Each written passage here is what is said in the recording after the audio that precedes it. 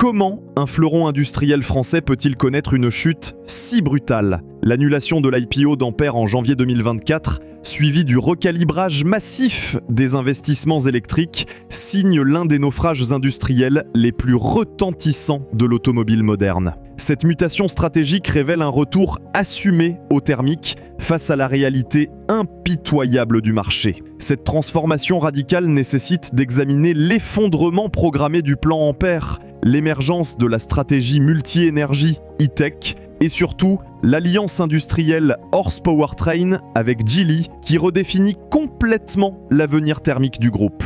Car derrière les annonces marketing, les chiffres racontent une histoire bien différente de celle vendue aux investisseurs. L'annulation de l'IPO d'Ampère constitue l'un des naufrages stratégiques les plus spectaculaires de l'automobile moderne. Présentée comme la future Tesla européenne, cette filiale électrique devait lever plusieurs milliards sur les marchés financiers pour financer l'électrification totale de Renault. Les promesses de croissance exponentielle et de rentabilité rapide se sont heurtées à une réalité commerciale impitoyable qui a contraint le constructeur français à abandonner ses ambitions boursières. Les chiffres d'Electricity, le pôle industriel électrique regroupant Douai, Maubeuge et Rutz, illustrent la brutalité de cet ajustement. Initialement dimensionné pour produire 700 000 véhicules électriques par an d'ici 2025, la capacité a été drastiquement revue à la baisse. L'usine de Douai, qui assemblait la Mégane E-Tech électrique à 3 équipes, est revenue à 1 équipe et demie, un rythme qui correspond à peine à 200 000 unités annuelles,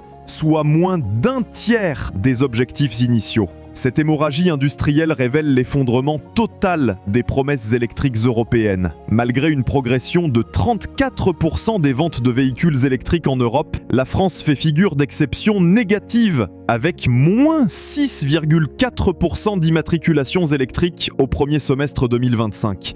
Les raisons dépassent le coût d'achat initial et touchent l'inflation des coûts d'usage. La TVA électricité uniforme à 20% depuis le 1er août 2025 a fait exploser les factures de recharge à domicile. Sur autoroute, recharger coûte désormais plus cher qu'un plein d'essence, avec des tarifs atteignant 0,60 € par kilowattheure. Cette réalité économique brutale a contraint Luca De Meo à prendre une décision courageuse mais douloureuse. Reconnaître l'erreur et pivoter vers une stratégie plus réaliste. L'argent, initialement destiné à Ampère, a été réalloué vers le développement des motorisations hybrides E-Tech et la joint venture Horse Powertrain, un signal clair que le thermique retrouve ses lettres de noblesse chez Renault. L'investissement manqué dans Ampère se chiffre à plus de 4 milliards d'euros, selon les documents financiers internes. Ces fonds auraient pu moderniser l'ensemble de la gamme thermique ou accélérer le développement hybride. Au lieu de cela, ils ont financé des usines sous-utilisées et des technologies électriques que le marché refuse massivement. C'est paradoxalement dans l'hybride que Renault trouve aujourd'hui sa voie de sortie de crise. La gamme E-Tech,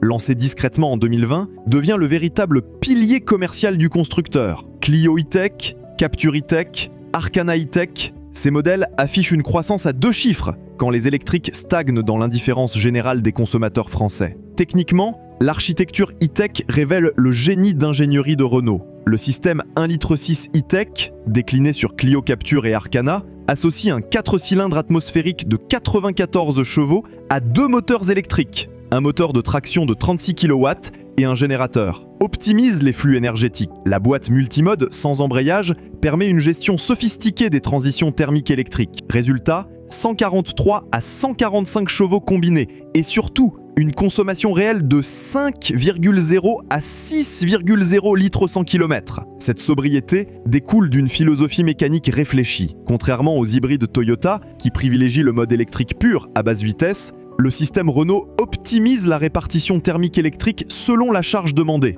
La montée en gamme, avec l'E-Tech 200 chevaux sur Austral et Rafale, confirme cette stratégie d'hybridation intelligente. Le 3 cylindres 1 litre 2 turbo, associé à une machine électrique de 50 kW, délivre 200 chevaux combinés. Plus de couple à bas régime, avec 250 Nm disponibles dès 1500 tours, l'hybridation sublime les petites cylindrées au lieu de les subir, comme dans l'essence pure, où les moteurs downsizés souffrent de temps de réponse turbo décevants. Les premiers retours clients confirment cette réussite technique. Les propriétaires d'Arcana E-Tech témoignent d'une consommation stabilisée autour de 5,5 litres au 100 km en usage réel Une performance remarquable pour un SUV de 4,60 m pesant 1510 kg. Mais cette success story hybride dissimule des fragilités récurrentes chez Renault dans le domaine de la fiabilité électronique. Le rappel de 155 825 véhicules e-tech en août 2025 pour un défaut d'étanchéité de la boîte multimode a jeté un froid sur cette technologie prometteuse.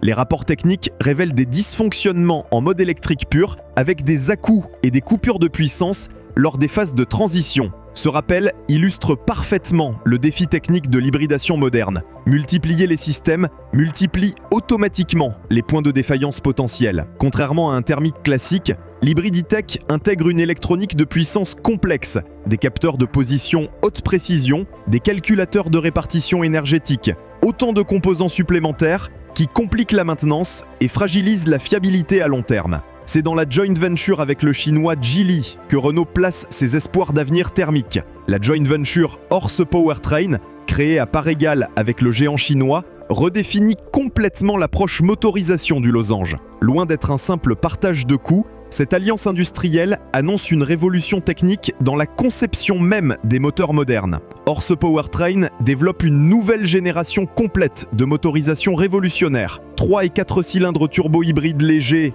MHEV, hybrides rechargeables PHEV, mais surtout, ces moteurs sont conçus dès l'origine pour fonctionner avec des carburants alternatifs diversifiés, GPL bioéthanol E85 et même carburant synthétique. Une flexibilité énergétique qui tranche radicalement avec le dogme électrique européen. Cette stratégie multicarburant s'inspire directement du succès chinois de Geely sur son marché domestique.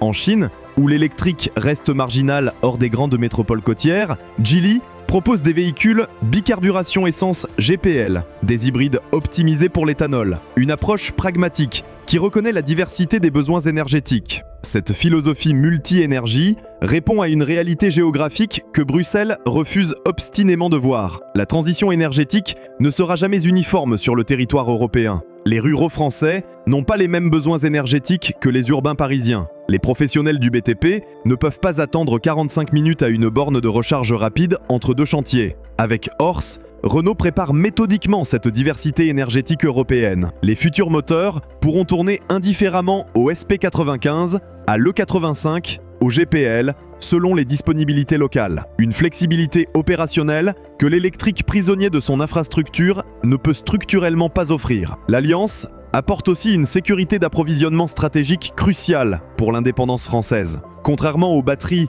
majoritairement contrôlées par les géants chinois, CATL et BYD, les composants moteurs thermiques restent européens. Les fonderies, l'usinage de précision, l'assemblage final, autant de savoir-faire industriel que la France maîtrise encore parfaitement. Les premiers développements, Horse confirme cette ambition de souveraineté industrielle. Le site de Cléon, en Seine-Maritime, assemblera les nouveaux moteurs 3 cylindres dès 2027. 1200 emplois directs et 3000 emplois indirects dans la sous-traitance locale. Une relocalisation industrielle qui contraste avec la délocalisation massive de la production électrique vers l'Asie. Ce pivot vers l'hybride et le thermique ne signifie pas l'abandon total de l'électrique chez Renault, mais la stratégie change radicalement d'ambition et de méthode. Fini le 100% électrique fantasmé. Place au juste nécessaire, calibré sur la demande réelle. La Mégane e-tech électrique et le Scénic e-tech électrique restent au catalogue, mais avec des ambitions commerciales drastiquement revues à la baisse. Cette rationalisation électrique se lit clairement dans les gammes simplifiées. Renault a supprimé drastiquement les options et finitions électriques pour réduire les coûts industriels. Les Mégane et Scénic e-tech se déclinent désormais en 3 niveaux maximum, contre 7 initialement prévus. Une logique comptable qui reconnaît l'échec commercial des versions haut de gamme électriques. Le récent rappel de la Renault 5 e-tech et de l'Alpine A290 illustre également les défis techniques persistants de l'électrification française. Contrairement à un moteur thermique, dont les défaillances sont progressives, l'électrique tombe en panne brutalement, sans signe avant-coureur. Un calculateur défaillant, et c'est l'immobilisation totale. Parallèlement à cette mutation hybride thermique, Renault développe une approche radicalement différente avec sa marque low-cost Dacia. La marque roumaine devient le laboratoire d'une automobile décomplexée, assumant pleinement sa préférence pour les solutions simples, fiables et économiques. Le succès phénoménal du Duster GPL illustre parfaitement cette philosophie de simplicité assumée. Avec son moteur 1,0 litre EcoG de 100 chevaux, le SUV roumain offre un coût au kilomètre imbattable. Moins de 6 € au 100 km, carburant inclus. grâce au GPL. À 0,70 € le litre, le GPL bénéficie d'une fiscalité avantageuse, stable, d'un réseau de distribution français dense avec plus de 1800 stations. Cette stratégie GPL s'étend méthodiquement à toute la gamme Dacia moderne. Sandero, Jogger, tous proposent désormais des versions bicarburation essence GPL d'usine.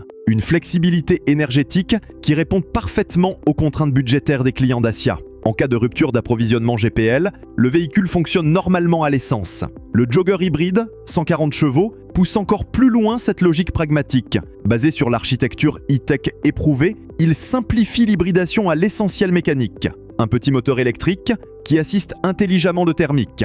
Résultat, une consommation maîtrisée autour de 5,8 litres au 100 km, sans la complexité d'un système full hybride. Cette approche Dacia révèle une vérité que l'industrie européenne peine à admettre. L'automobile de masse a structurellement besoin de simplicité mécanique, pas de sophistication électronique. Les clients Dacia veulent un véhicule fiable, économique, réparable partout. Cette demande de simplicité mécanique dépasse largement le segment low cost. Le recalibrage électrique de Renault s'explique également par l'effondrement des promesses d'infrastructures de recharge européennes. En 2020, l'Europe promettait solennellement 1 million de bornes de recharge en 2030. En 2025, on peine à dépasser 600 000 points de charge, dont 20% régulièrement hors service. Cette défaillance infrastructure frappe particulièrement durement les clients Renault, traditionnellement issus des classes moyennes périurbaines françaises. La complexité d'usage décourage massivement les néophytes français. Applications mobiles, multiples abonnements obligatoires, système de paiement incompatible entre opérateurs. Recharger un véhicule électrique demande aujourd'hui plus de compétences techniques que faire le plein d'essence en 2 minutes. Dans ce contexte de remise en question énergétique générale, Renault maintient discrètement son offre diesel avec le Blue DCI 1,5 litre. Une motorisation officiellement destinée aux gros rouleurs professionnels, mais qui répond surtout à une demande persistante. En 2024, le diesel représente encore 16% des immatriculations françaises, contre 12% seulement pour l'électrique pur. Le Blue DCI 1,5 litre illustre tous les paradoxes énergétiques contemporains. Côté performance pure, il reste techniquement imbattable, avec 950 km d'autonomie réelle, plein de 3 minutes. Sobriété autoroutière à 5,5 litres au 100 km. Côté bilan environnemental, les dernières générations Euro 6 D-Finale émettent moins de NOx qu'un essence atmosphérique équivalent. Mais le diesel moderne souffre d'une image définitivement dégradée et de contraintes d'usage croissantes en milieu urbain. L'AdiBlue, ce liquide anti-NOx obligatoire, transforme chaque diesel récent en laboratoire chimique ambulant. Complexe, sonde défaillante, cristallisation du liquide, colmatage des injecteurs. L'AdiBlue génère paradoxalement plus de pannes qu'il n'en résout. Cette coexistence hybride thermique électrique diesel chez Renault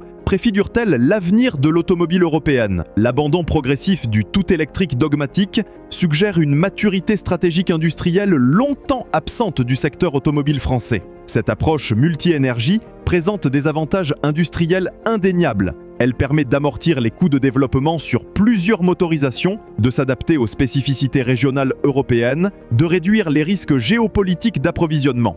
Certains clients français veulent l'efficacité hybride, d'autres la simplicité diesel éprouvée, d'autres encore l'économie GPL. Imposer une solution énergétique unique revient à nier cette diversité comportementale. Cette approche multi-énergie révèle aussi ses limites structurelles. Elle complique la production industrielle, multiplie les investissements, dilue l'image de marque. Renault peut-il vraiment exceller simultanément dans l'hybride, l'électrique, le thermique et les carburants alternatifs ? La dispersion des efforts techniques ne risque-t-elle pas d'affaiblir la compétitivité globale? Cette volte-face stratégique de Renault s'accompagne d'un coût industriel considérable, que les analystes chiffrent à plus de 6 milliards d'euros. Les investissements consentis depuis 2020 pour l'électrification totale européenne se révèlent largement perdus, faute de ventes suffisantes. Le pivot stratégique de Renault s'explique également par la perte progressive d'une clientèle traditionnelle française, sacrifiée sur l'autel de l'électrification européenne forcée. Les classes moyennes périurbaines, historiquement fidèles à Renault, décrochent massivement vers les marques asiatiques ou allemandes plus pragmatiques. Cette clientèle française traditionnelle recherche avant tout la fiabilité, l'économie d'usage et la simplicité d'entretien. Elle privilégie un véhicule prévisible à un laboratoire technologique. L'électrification forcée et l'hybridation complexe éloigne ses clients vers des solutions plus simples. Le recalibrage stratégique de Renault marque un tournant majeur dans l'industrie automobile européenne contemporaine. En abandonnant le dogme électrique pour embrasser le pragmatisme énergétique, le constructeur français reconnaît une vérité que ses concurrents européens peinent encore à admettre. La transition énergétique sera nécessairement plurielle ou ne sera pas viable économiquement.